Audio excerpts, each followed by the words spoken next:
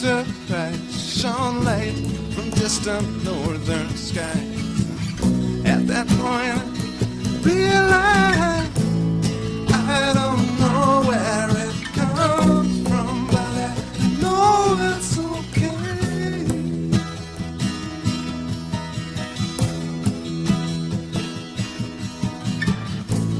This is all an illusion, and I'm willing to play.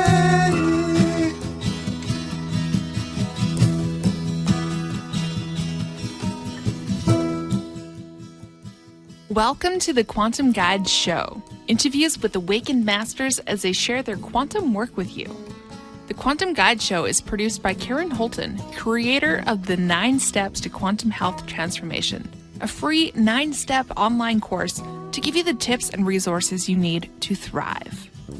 Karen lost and continues to keep off 178 pounds of surplus body weight as she made her dreams come true. Whether you are awakening to the ascension process or simply want a wiser, more efficient lifestyle, this program is for you. No strings attached. The Quantum Guide Show is brought to you in part by Zendome's Orgonite, Karen's unique brand of orgone generators, ethically sourced, handmade, and double charged for maximum effect. Find out how orgone generators work and what they can do for you. Don't be fooled by imitations. Check out Karen's current selection, only available from her website, KarenHoltonHealthCoach.com, and on Facebook, facebook.com/Quantum Health Transformation. Enjoy the show. Welcome back to the Quantum Guide Show. Today in episode 56, I am very pleased to bring back as a returning guest, Kevin Annett, author of Murder by Decree and Establishing the Reign of Natural Liberty, a common law training manual issued by the International Common Law Court of Justice. For context, I want to share Kevin's background with those of you who may not be familiar with his work. Kevin was born in Edmonton in 1956, and he was adopted by the Anishinaabe Indigenous Nation in Winnipeg in 2004 and given the name Eagle Strong Voice. He was educated at the University of British Columbia and holds a bachelor's degree in anthropology, 1983, and master's degrees in political science, 1986, and divinity in 1990. Kevin was ordained as a minister of the United Church of Canada in May of 1990. He held positions in Manitoba and downtown Toronto. Later, he was hired as minister of St. Andrew's United Church in Port Alberni in July of 1992. He expanded his congregation from 10 members to nearly 100 by 1993. But Kevin was fired without cause, notice, or review by United Church officials on January 23, 1995, after exposing the murder of children at his children's Alberni Indian Residential School and his church's theft of a Husat native land. Kevin was subsequently expelled from the ministry without due process.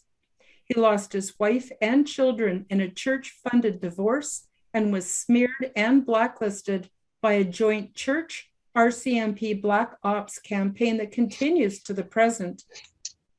Kevin convened the first human rights tribunal into crimes in Canadian Indian residential schools in 1998. It was held in Vancouver and was co-hosted by the UN affiliate IHRAAM. Based on the evidence revealed, the tribunal recommended to the United Nations that Canada and its churches be charged with genocide. Under Canadian pressure, the UN refused to act. Kevin formed the first permanent inquiry into these crimes, the Truth Commission into Genocide in Canada, held in February of 2000, and he wrote the first independent report on genocide in Canada in January of 2001 called Hidden from History, the Canadian Holocaust. Kevin commenced a nationwide campaign to document residential school crimes and organize the survivors between 2002 and 2005. He helped form the nationwide Friends and Relatives of the Disappeared, or the FRD, on the first Aboriginal Holocaust Remembrance Day, April 15th, 2005, in Vancouver. He then launched public protests and occupations against the Canadian government and the Catholic, Anglican, and United Churches in Vancouver, Winnipeg, and Toronto. Kevin released a documentary film called Unrepentant in February of 2007, which documents the uncensored record and evidence of deliberate genocide by Canadian church and state in the Indian residential schools. That same month, the Globe and Mail confirmed Kevin's claim of a 50% death rate in the schools. Quote, children died in droves despite warnings to Ottawa, unquote. Member of Parliament Gary Maristy watched Unrepentant and called the House of Commons for a missing children investigation. Kevin published a list of 22 mass graves of children at former residential schools and held mass occupations of the 3 guilty churches throughout the spring of 2008. The government buckled. Kevin and the FRD forced the official apology for Indian residential schools from the Harper government in July of 2008. But Kevin is subsequently erased from any media reports, despite his official vindication and the validation of his claims about massive death rates and genocidal crimes in residential schools. After being invited by church survivors to Europe, Kevin held a public protest and exorcism at the Vatican, October 11th, 2009. The next morning, a tornado struck Rome, and the first news reports appeared linking Pope Benedict with child torture. Kevin was invited by church survivors in Ireland to form the International Tribunal of Crimes of Church and State, known as the ITCCS, in June of 2010, and he was appointed its first secretary. The ITCCS spread to 9 countries and launched protests and legal actions against the Catholic and other genocidal churches. Kevin was invited by 9 traditional Mohawk elders in Brantford, Ontario, to excavate a mass grave of children at the local Anglican school in February of 2011. The dig commenced that fall with the elders' approval. Children's bones were uncovered and positively identified by forensic scientists in November of 2011. Then the dig was shut down in January of 2012 by government allied chiefs, and a false story smearing Kevin was circulated by them. The International Common Law Court of Justice, the ICLCJ, was convened by the ITCCS to charge Pope Benedict, Queen Elizabeth, and 28 other defendants with committing and concealing genocide in July of 2012. Kevin served as the chief advisor to the prosecutor. Pope Benedict, known as Joseph Ratzinger, resigned from his office just before the ICLCJ verdict found him guilty and sentenced to arrest and imprisonment in February of 2013. And after the Spanish government notified Benedict that he could face arrest based on the ICLCJ evidence. 3 other top Vatican officials named in the ICLCJ indictment also resigned. Based on his work, Kevin was nominated for the Nobel Peace Prize by American scholars in 2014 and 2015. In 2016, he received the coveted Prague Peace Award. In January 2015, Kevin helped convene the first assembly of the Republic of Canada in Winnipeg. The same month, he began a radio program, Radio Free Canada, which became Here We Stand. Between 2016 and 2019, Kevin published 10 books recounting the history of his campaigns, the evidence of ongoing genocide in Canada, the case for the Republic of Canada, his biographies, and common law and whistleblower training manuals. And these can all be found at www.murderbydecree.com, and the links will be in the description below. Kevin was appointed the national co-convener for the Republic of Canada in January of 2017. As part of the national resistance to the COVID police state between February and November of 2020, Kevin personally organized 11 common law Republic assemblies on the West Coast, and he assisted with the formation of over 30 other assemblies across Canada. The first National Constitutional Convention for the Republic was set for April 15th to the 18th. Hi, Kevin. How are you? Oh, fine. Yeah, just busy as always. Yeah, I know. I mean, I can appreciate it. I'm wondering if there's anything that you want to add to what I've given in the introduction. Oh, that was pretty thorough. Yeah, brings up to not totally the present, but it gives enough of a background. I guess the thing to focus on now is what's happening and maybe why it's happening, right? Because it's if you go on just the internet, it's a very controlled medium. Like we found right away when we tried using YouTube, it got censored because Google, YouTube, all the major media outlets are owned by big pharma.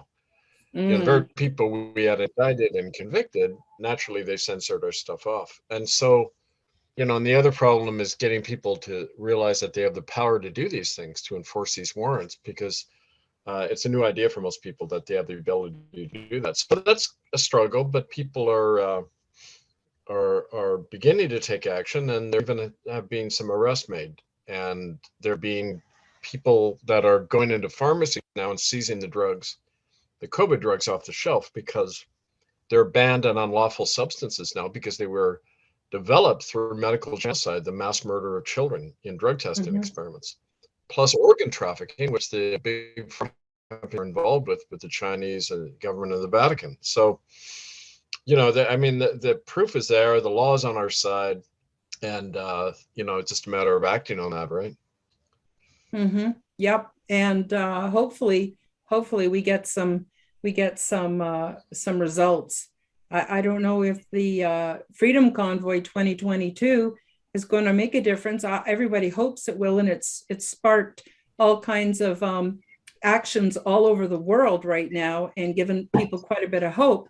But as I have seen from many years of activism myself, generally they use brute force, and the fact that the I'm going to say Mr. Global or the supervillains and their minions, they own everything, not because they're so smart or they've earned it. They've stolen it. They've stolen it from our Aboriginal people. They've stolen it from us. They've stolen it from the world's population, and now they kind of want to get rid of us.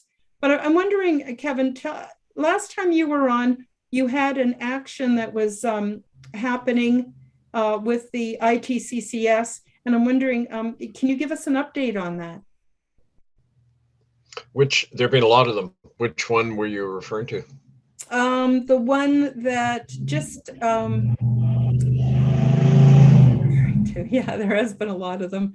I guess what happened was the, I don't know, I think it's the ITCCS, please correct me if I'm wrong, actually sentenced the pharmaceuticals and the world leaders and all kinds to stop what's going on in the world right now. Well, that was the January 15th verdict. Thank you. That's what I'm talking about. Oh, your mic cut out. Kevin, your mic is muted. There we go. No, I didn't mute it. I didn't touch it at all. I didn't touch it at all either. It's like I think you're targeted. I'm just going to say it.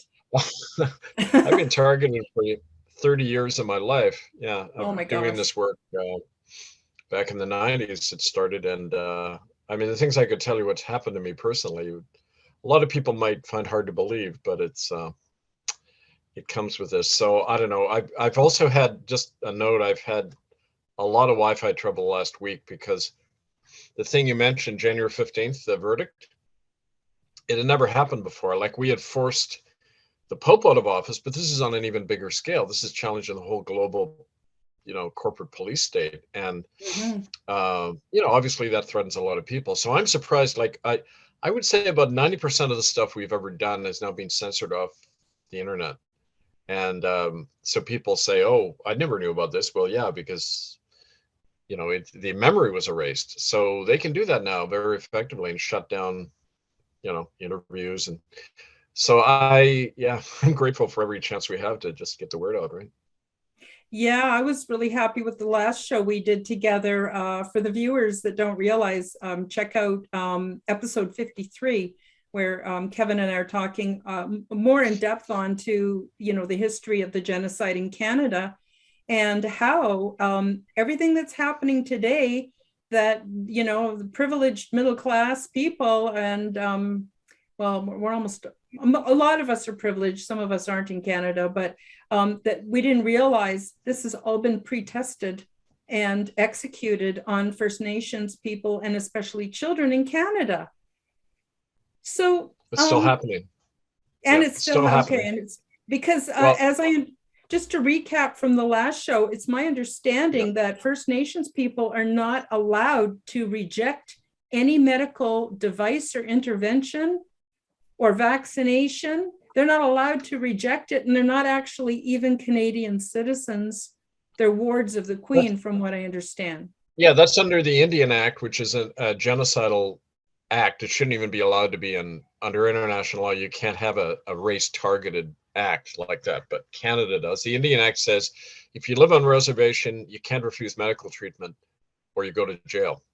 I mean, in other words, for 150 years, they've been doing to Indians what they're now doing to everybody with these COVID shots. So I say, why are people so upset now? It's been happening to your brown skinned neighbors Mm-hmm. since 1874. Nobody, but everyone's upset now. So I mean, like, that's part of the problem here, is that the system knows how to pick people off one by one. Mm-hmm. And but their difficulty now is that they're attacking everyone, which creates a potential huge opposition, which is we see happening. Like, that truck thing didn't happen just accidentally. There's a Mm-hmm. lot of angry people, in Canada. And the problem is that the convoy didn't seem to have any objective besides expecting Trudeau to speak to them. And Trudeau isn't even the person in charge. I mean, he's, I call him the hired help, but Mary Simon, who also has an arrest warrant out for her, she's the Governor General, she's the official head of state. So it's kind of like when people go into a fight, they need to know the nature of their enemy and what they're dealing with. Otherwise they can go up down a lot of dead ends, and we don't want to discourage people when they have such hopes raised, right? Mm-hmm. Mm-hmm. Yeah, well, that's true. But at the same time, there's a whole shadow side of this, and that is that, at least based on my experience, as a freedom fighter and a protester for many years, boy, we were brutalized by the police forces to the point where, we have physical injuries that just don't go away. I'm not complaining. A lot of people have had it worse than myself, but I'm just saying we're well aware of the kind of backlash the government is capable of. And I wanted Yeah. to mention something else. Maybe you could verify if this is true. I learned that the apartheid system that was in South Africa, that everybody was all up in arms about, and I'm not saying it was right, and rightly so, people were up in arms about it, but the ruling class from South Africa actually came to Canada and learned from the Canadian system how to deal with so-called, Aboriginals or undesirables, whatever you want, whatever they call people nowadays, because they don't consider us, equal to them, right? And then they went back and set up the apartheid in South Africa. It was modeled on the Canadian system. And yet almost nobody in Canada knows that there even was a genocidal system in Canada. Can you verify if that's true? Yeah, that's what happened. After it was right after World War II, and the National Party in South Africa, they got a majority to impose the racial segregation laws. And they had already been in Canada studying it, because you see, a lot of Canada had a long history with Nazi Germany. Scientists came over to test out all sorts of things during the 1930s, and then again after World War II.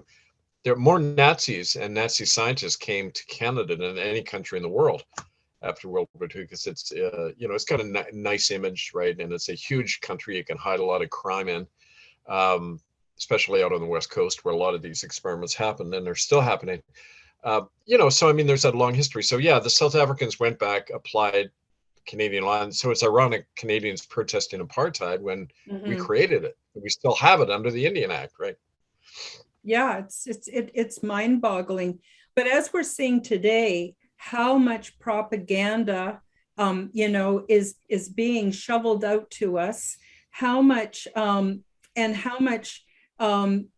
lies we're constantly being told, and now we're also the victims of a huge kind of a mass psychosis from our minds being manipulated by military grade techniques. And the other thing too, a lot of people don't know, is there was this thing called the Operation Paperclip, where they imported to the United States and to Canada, Nazi scientists and rocket experts and all that kind of stuff. But then there was also the MK Ultra program from the United States, which was a mind control program that was also done to people in Canada. And I'm sure that included the First Nations children, but it was also used in different mental hospitals in Canada. So Canada has a real dark, shady, stinky underbelly that it's almost like nobody knows about it. But, we've all known, at least in my lifetime, we've all known how many missing Aboriginal women, how many women went missing. And this went on and on and on and on, and they never found out what was going on. Well, I don't think they ever tried. I think it was a cover up because, the whole Pinkerton thing and all that was going on the coast. Well, that's when we talk about the crime still happening. It isn't just missing women, it's whole Native families that have gone missing.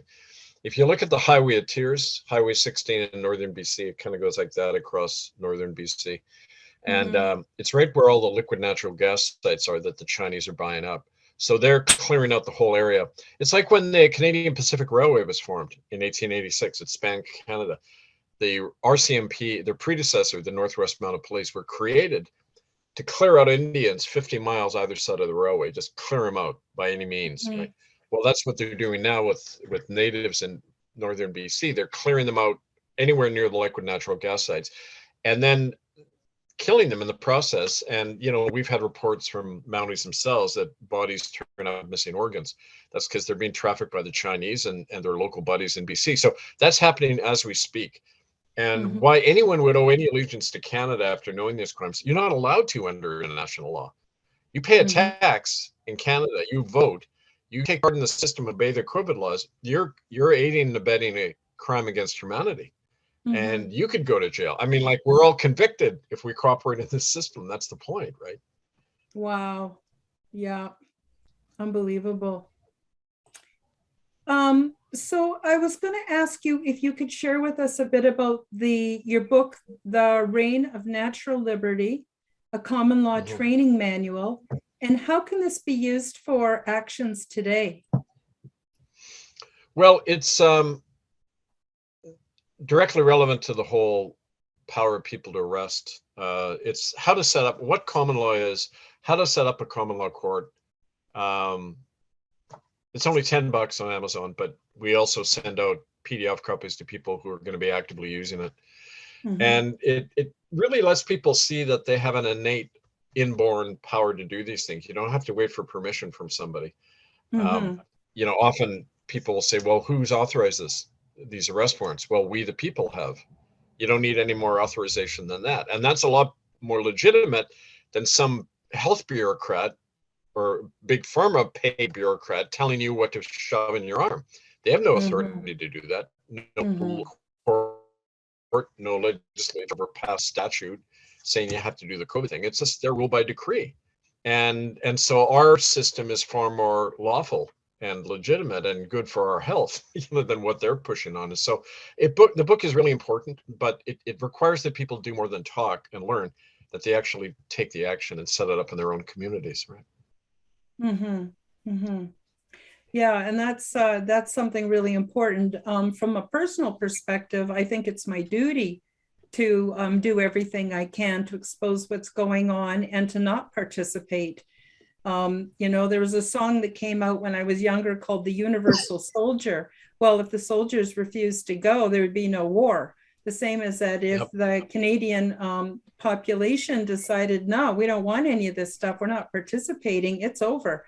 Really, the only thing that the elites have is they're able to induce fear. It seems to be the only thing they have, besides brute force, of course.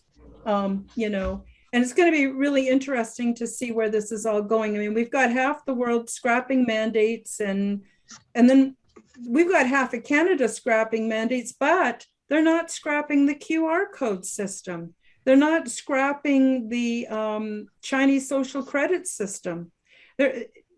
Most people don't even know about that. They know about the mandates and the masks and this and that, but they don't even know that it's almost like, and tell me if you agree with this, that the whole COVID sham was created and executed to actually make way for the social credit system, which isn't just about monitoring our behavior. It's total surveillance and total control over our banking, our interactions, everything. Well, it's distraction. It's like you get people worried about a so-called health crisis and then worried about the COVID police state, and they don't notice while they're robbing your pocket, right? I mean, that's always the purpose of these things. They know that for centuries, people have been willing to give up their rights most willingly over a health issue than anything else. So they use that. It's the same old method, time and again. The 3-second memory doesn't help, because all we have to do is read history and we'll know that none of these things are new, right? Mm-hmm. So I mean, yeah, I think it's the inevitable result of a system, corporate concentration. Eventually, you got a mega corporation, that's running everything, and it's in a corporation there's two rules: efficiency and control, right? And human beings get in the way of that, so they've got to be controlled like they're a machine part, and that's the best way to do it is up here, but also control their food supply. We all know this. We all know what the agenda here is: to urbanize the world's population, have everybody on the same system. Pretty much works. I mean, look at people's information is all coming out of this little box right here. Well, who controls the box? Not us. Mm-hmm. Right. So it's ironic that even the people in opposition are using their system to get information. And that's why we say with common law, you turn off the machines, you take action from your own natural sense, and you rebuild from the grassroots. Otherwise, you're just kind of playing their game all the time and thinking you're not, right? Mm-hmm. Mm-hmm. Can you explain to the viewers the difference between natural law and common law? I relate quite well to natural law. Just the fact that I was born here on this planet, I believe I have absolute rights and privileges as long as I don't hurt anybody else, as long as, I'm diligent in what I want to do. Can you explain the difference between natural and common law?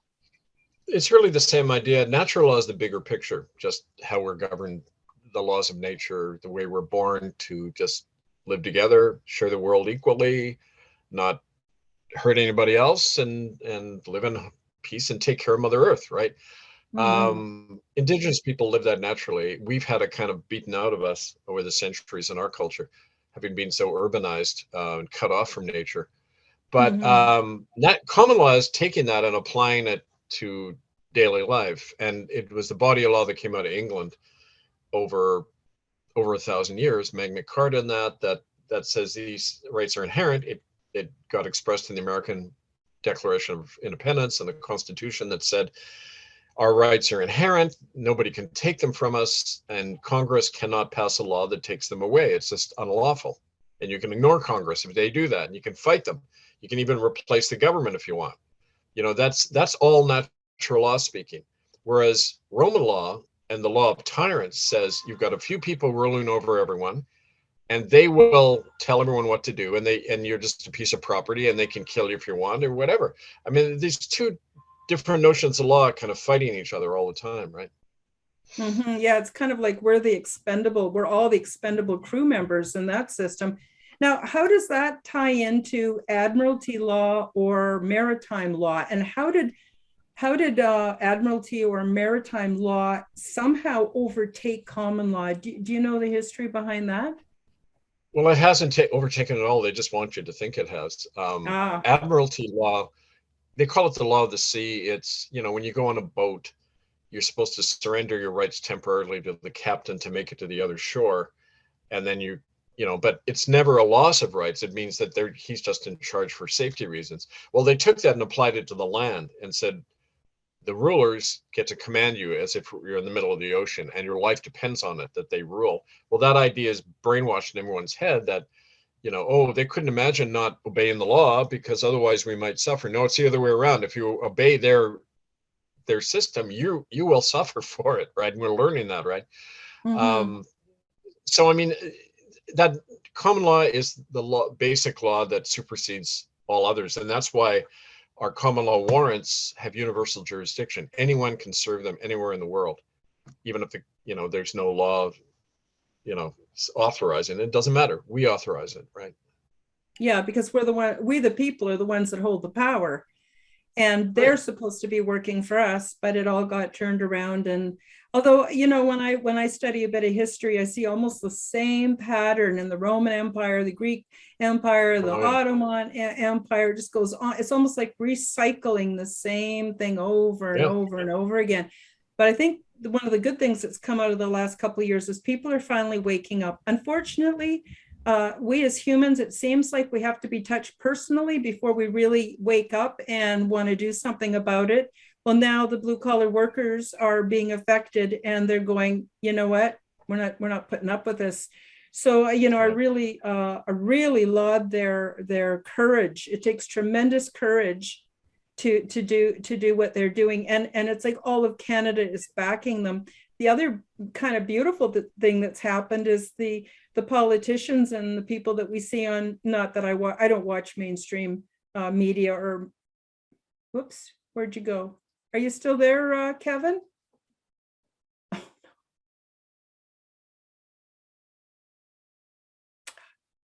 We've had a really terrible time lately with technology. All of us that are freedom fighters, we're having trouble with technology.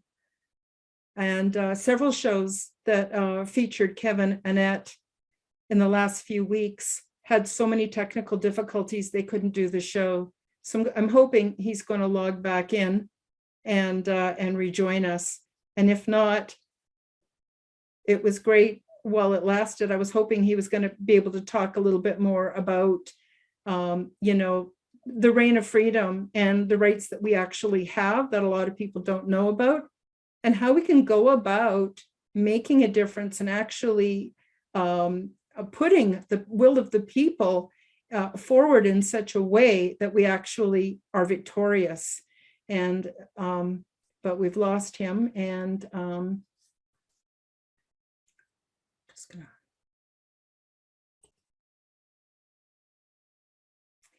Well, everybody, we've lost Kevin.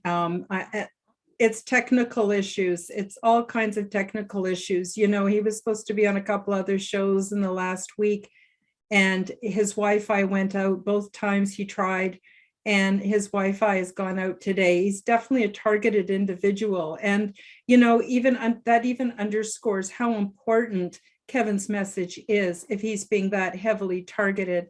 So I really, really encourage you to go to his website at www.murderbydecree.com and check out his books. He's got Establishing the Reign of Natural Liberty, a common law training manual paperback, which is available on Amazon.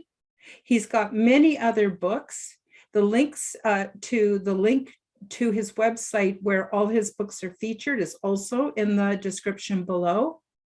And I encourage you to contact Kevin and encourage him to keep doing his work. He's really quite an amazing person. He has been through so much. He has sacrificed so much to speak out on behalf of the Aboriginal peoples of Canada, and in particular, just for the incredibly horrible loss of Native life that's gone on as they have been the first to be what we would call the expendable crew members here in Canada.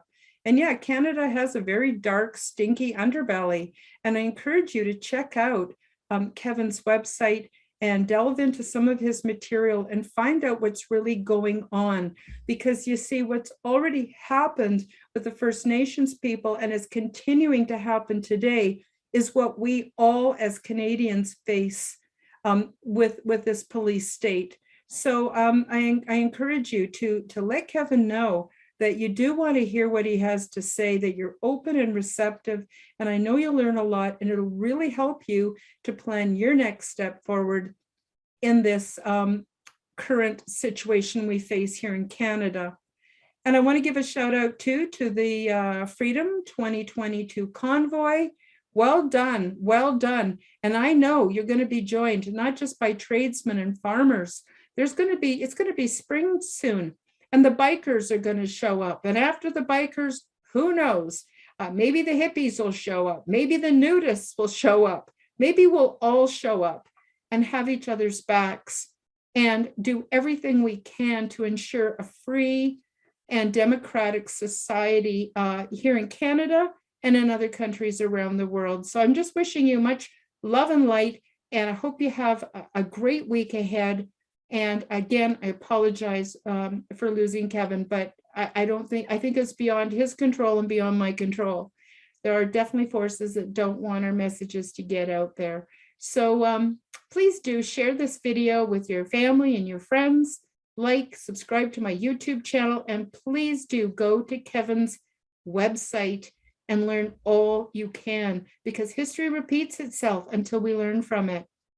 Take care, everybody. Bye-bye for today. See you next week. Thank you for joining us for the Quantum Guide Show. Become the change you wish to see in the world. Subscribe to Karen's YouTube channel, click the like button, and share this show with your friends. Check out Karen's website at KarenHoltonHealthCoach.com. All the links are available in the description box below. Until the next time, keep up the good work.